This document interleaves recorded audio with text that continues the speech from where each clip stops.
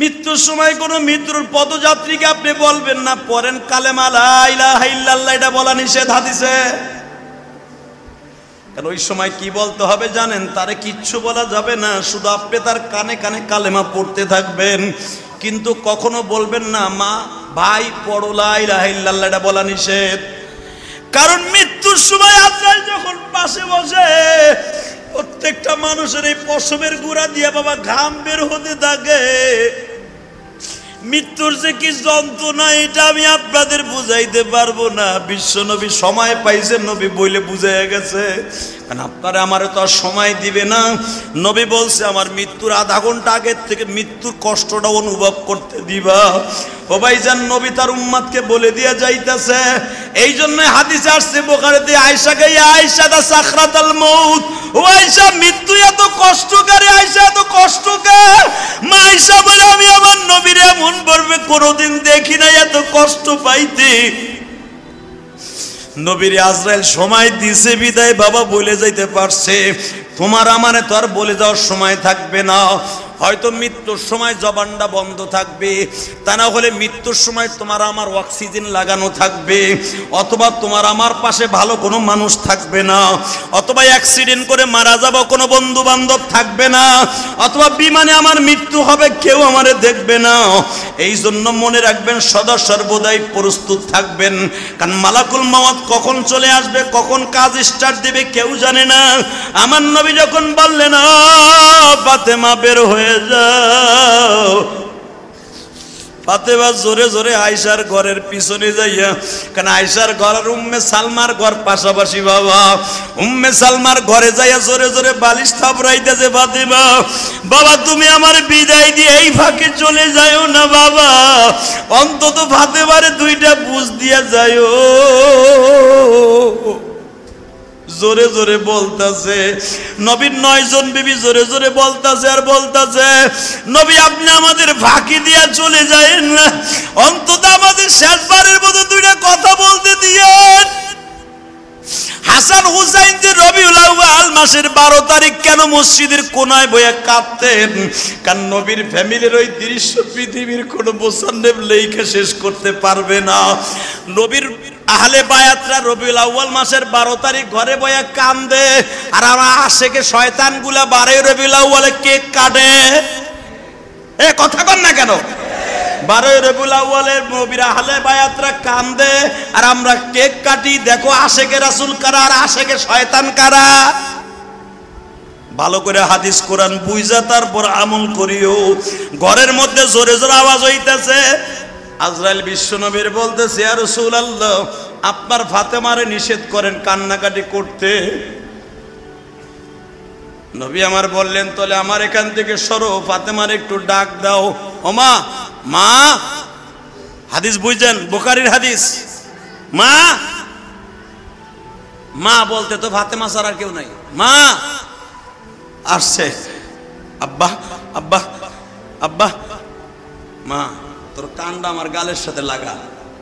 আল্লাহু আকবার বললেন, তোর কানটা আমার গালের সাথে লাগা। কেন আব্বা? তুই না শুনতে চাইছর তোর জীবনের শেষ একটা কথা কমু? হ্যাঁ আব্বা। মা আর একটা আওয়াজও করবি না, তোর মায়ের ঘরে যাইয়া আজ থেকে মুখটায় তালা মারবি। আজ থেকে 6 মাস পরে তোর সাথে আমার মাটির নিচে দেখা হবে। এই 6 মাসের মধ্যে মদিনার কোনো মানুষ মারা যাবে না। 6 মাস পরে তোর সাথে আবার দেখা হবে। তোর কান্নায় জিবরাইল মাইন্ড করছে, আজরাইল মাইন্ড করছে, তোরে কাঁদতে না করে তুই কাঁদলে বলে আল্লাহর কলিজায় আঘাত লাগতাছে। ফাতেমা আস্তে করে মুখটা চুপ করে বাবার কাছ থেকে বের হয়ে পিছনের রুমে চলে গেলেন। আজরাইলের কাজ আবার স্টার্ট হয়ে গেল বাবা। আজরাইল যখন বিশ্বনবীর বারবার বলতেছে, নবীজি আজকে রবিউল আউয়াল মাসের 12 তারিখ আপনার মনে আসেনি? আজকে কিন্তু সোমবার গো নবী, আপনার মনে আসেনি? আমার নবী বারবার বলে, জিবরাইল রে, আজরাইল রে, আমার সবই মনে আছে। রবিউল আউয়ালে জন্ম নিয়েছি। জিবরাইল আমারে আজ থেকে আরো কয়েক বছর আগে বলছে আমার মৃত্যু তারিখও হবে সোমবারে। ও জিবরাইল, তোমার কথাই কি সত্য হয়ে গেল? কিন্তু জন্মের সময়টা হলো সবে সাদেক, মৃত্যু হইল আমার এমন একটা টাইমে যেই টাইমে নামাজ নাই। আজরাইল রে, একটা কথা আমার কাছে বলবানি, আমি নবী চলিয়া যাব, মনে কোনো দুঃখ নাই, শুধু একটা দুঃখ লইয়া ঘুমাইতে যাইতেছি। নবী, আপনার মনে কোনো দুঃখ আল্লাহ রাইখা বিদায় নিতে দিবে না? বলেন দুঃখটা কি? যত কষ্ট আছে আমারে দিও, আমার গরিব উম্মতরে দিও না। হুজুর, আপনার উম্মতের সাথে আল্লাহর ওয়াদা হয়ে গেছে। আপনার উম্মত মায়ের স্তনের দুধ খাইয়া 6 মাসের বাচ্চা, দুধের স্তনের বোটা টানতে টানতে জিহ্বা দিয়ে যেমন কখন ঘুমায়া যায়, ওই বাচ্চাটা যেরকম ঠিক পায় না, আপনার উম্মতগুলা আশেকে রাসূলগুলি দুধ খাওয়া বাচ্চার মতো খাইতে খাইতে, কালেমা পড়তে পড়তে, নামাজ পড়তে পড়তে, আল্লাহর ইশকের আগুন দিয়ে কলিজা জ্বালাইতে জ্বালাইতে, আল্লাহকে ডাকতে ডাকতে, দুরূদ পড়তে পড়তে পড়তে পড়তে কখন জানটা বের হয়ে যাবে সে নিজেও ঠিক পাবে না। দুধ খাওয়া বাচ্চার মতো আপনার সন্তানগুলো, আপনার উম্মতগুলো মৃত্যু হয়ে যাবে। অবাজান, রবিউল আউয়াল মাসের প্রথম জুমায় শুধু মৃত্যুর আলোচনা কেন করলাম?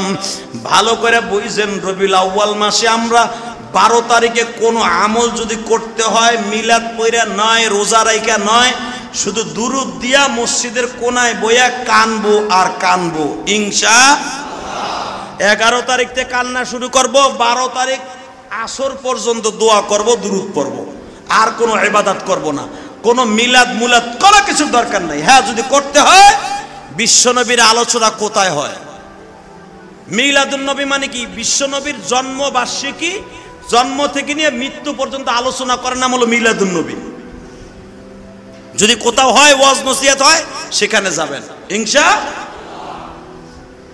আমার ওয়াজ তো পড়ে গেছে ভাই অনেক দূরে, নাহলে তো কইতাম, ঢাকার ভিতরে হইলে কইতাম সব ওখানে যাবেন। 28 তারিখ আমার মাহফিল পড়ে গেছে অনেক দূরে, মানিকগঞ্জ, নাহলে কইতাম যে ভাই আপনারা ঢাকার ভিতরে, কইতাম ওইখানে যে আলোচনা শুনবেন, এটা সওয়াব হইব। হালাকে রবিউল আউয়ালের কোনো রোজাও নাই, নামাজও নাই, কিচ্ছু নাই। আপনার যদি আমল করতে হয়, বৃহস্পতিবার যে দিন আছে রবিউল আউয়াল মাসে, এবার বৃহস্পতিবার পড়ছে, আপনার রোজাটা রাখতে পারেন। বৃহস্পতি, শুক্র, সোমবার এই সামনে আছে, সোমবার রোজা রাখতে পারেন। আল্লাহ রাব্বুল আলামিন আপনাকে আমাকে সহি শুদ্ধভাবে আমল করার তৌফিক দান করুক, জোরে কোন আমিন।